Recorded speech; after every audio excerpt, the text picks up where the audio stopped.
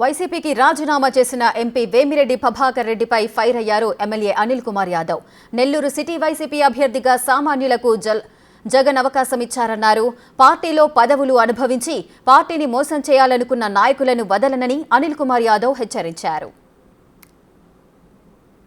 కలకను జగన్మోహన్ రెడ్డి గారు రారని, మళ్ళీ జగన్మోహన్ రెడ్డి గారు వస్తారు. మళ్ళీ చెప్తా ఉన్నా, ఎవరైనా తోక జాడించి బెదిరించడం మొదలు పెడితే మళ్ళీ వచ్చి తోలు తాట తీస్తా. నేను నరసరావుపేటకు పోయినాను, నెల్లూరు నగరం ఏమిలే, ఇది నాకు ఒక కన్ను లాంటిదే. ఇక్కడే ఉంటా, ఇక్కడికి వస్తా, ఎక్కడైనా ఆపరేట్ చేస్తా. నా కార్యకర్తలు కానీ మా వైఎస్ఆర్ కాంగ్రెస్ నాయకులు జోలికి కానీ వచ్చి ఇట్లాంటి ఏదో బెదిరింపులు కానీ చేస్తే నేను రిలీజ్ కూడా చేయగలను ఆడియో. కానీ అసహ్యంగా ఉంటుంది.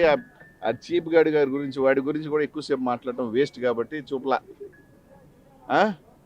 కాలు ఎరగొట్టుకొని ఒక పసివాడు కాలు ఎరగొడితే ఇంట్లో పడుకున్నాడు, వాడిని కూడా ఏం చేయలేం. గీడంటే మా కార్యకర్తలను టచ్ చేస్తాడంట. వాడు మగోడైతే టచ్ చేయమను.